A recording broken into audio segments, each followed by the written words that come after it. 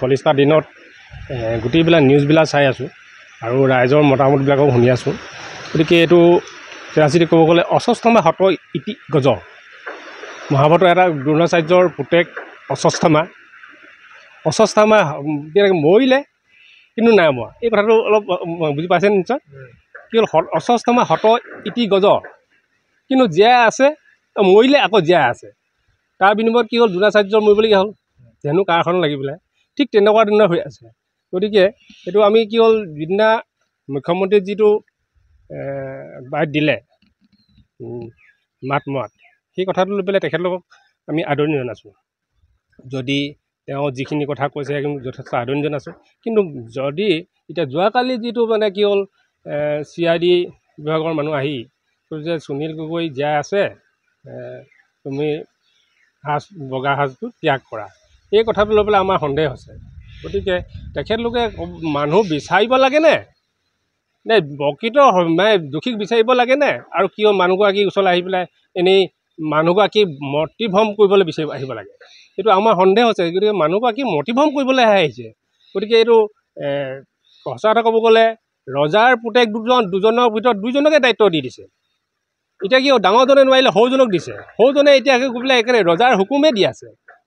হুকুম ডাঙৰ নে হাকিম ডাঙৰ? গতিকে হুকুম দি দিছে, হুকুমৰ মতে আহিছে। তেওঁলোকে কৈছে সিদিনা কথাটো মুখ্যমন্ত্ৰী কোৱা কথাটো লৈ পেলাই কালি প্ৰমাণ কৰি দেখুৱাইছে যে সুনীল গগৈ জীয়াই আছে বুলি ক'বলৈ আহিছে। আমি এইটোকে আছোঁ। গতিকে এইটো আমি জনাত আমি ভাবি চোৱা মানে নিউজৰ যিবিলাক পাইছোঁ, গতিকে সুনীল গগৈ আমি মৃত বুলি ভাবি আছোঁ। বডিটো আমি সম্পূৰ্ণ আমিতো দেখা নাই, হেৰি কৰা নাই, চুই চোৱা নাই, পৰীক্ষাৰ মতে কৈছে। কিন্তু তথাপি আমাৰ ৰাইজৰ মাজত সন্দেহ অলপ হৈছে। এতিয়া তদন্ত নামত কি কাপোৰ কথাটোৱে যথেষ্ট মানে হেৰি হৈছে, আমাৰ হাস্যকৰ হৈছে। কি হ'ল, কাপোৰ চেঞ্জ কৰিবলৈ কৈছে, কিন্তু প্ৰশাসনৰ যিটো মানে নিয়ম আগৰ পৰা যিটো মানে চলি আহিছে, যিদিনাৰ পৰা মৃতক সুনীল গগৈ হত্যা কৰে সেইদিনাৰ পৰা প্ৰশাসনৰ একেটাই, সুনীল গগৈ জীয়াই আছে, সুনীল গগৈ জীয়াই আছে এই কথাটো। গতিকে সুনীল গগৈ জীয়াই আছে যদি জীৱিত হোৱাকৈ আমাক ৰাইজক প্ৰকাশ কৰি দিয়ক। তেতিয়া আমি ৰাইজে কি হ'ল, প্ৰশাসন, পুলিচ আৰু CID বিভাগক আমি বহুত বহুত ধন্যবাদ জনাম। কাৰণ যদি আৰু যে কি হ'ল, ৰাইজৰ যে এটা প্ৰশাসনৰ ওপৰত CID বিভাগৰ ওচৰত গোটেইখিনি যে বিশ্বাস আছে, তেতিয়া আমি বিশ্বাস আছে। কিন্তু এতিয়া আমি বিশ্বাস কৰিবলৈ অলপ টান পাই আছোঁ। আৰু স্থানীয় ৰাইজ হিচাপে স্থানীয় ৰাইজৰ মাজে বিষয়ববীয়া কি হ'ল, BJPৰ বিষয়ববীয়া আছিলে, দায়িত্বও আছিলে। কিন্তু এটা কথা হ'ল কি হ'ল, যিদিনাৰ পৰা সুনীল গগৈ জীয়াই আছে বুলি ক'লে, সেইদিনাৰ পৰা BJP সুনীল গগৈ বুলি লিডাৰ বুলি ক'বলৈ এৰিলে। সিদিনাৰ পৰা লিডাৰ বুলি ক'বলৈ এৰিলে, যাতে মানে কি হ'ল, দলৰ এটা বনদাম আহে নেকি। সেইকাৰণে কি হ'ল, সুনীল গগৈ লিডাৰো নহয়, এটা সুনীল গগৈ এটা মানে কি ক'বলৈ, এইটো ভাষা নাই ক'বলৈ, মই নকওঁ আৰু এইটো। আমিনো কি ক'ম, এইখিনিতে আমি এটা কথাই ক'ব বিচাৰোঁ যে যোৱাকালি যিটো মানে আমাৰ 8 তাৰিখ আছিল ন, কালি 8 তাৰিখে মানে 9 তাৰিখত কালি অসমৰ মানে CID মুৰব্বী সংযুক্তা পৰাশৰ ডাঙৰীয়ানী আহিছিলে। তেখেতে কৈছে যে সুনীল গগৈ জীয়াই আছে। যদি তেখেতে সঁচাকৈ জীয়াই আছে, আজি 40 দিনত ভৰি দিছে।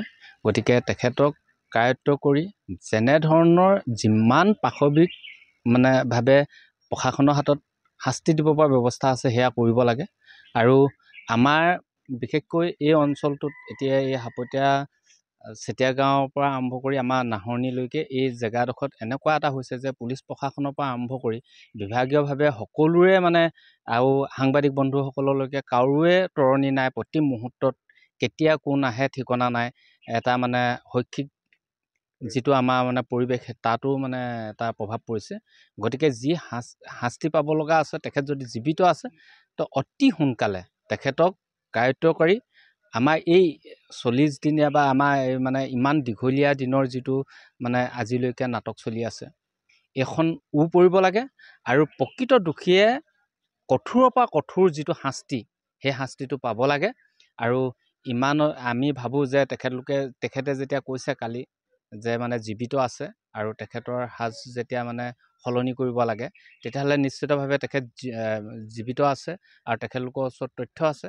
গতিকে সেই তথ্যৰ ভিত্তিত তেখেতক কায়ত্ব কৰিব লাগে আৰু উপযুক্ত শাস্তি দি এই যিটো ইমান দীঘলীয়া এটা মানে হেৰি হৈ আছে, এই কি বুলি কয়, সময় বাগৰি গৈ আছে, তদন্ত হৈ আছে, ইয়াৰ পৰিব লাগে, আমি এই বুলি ভাবোঁ।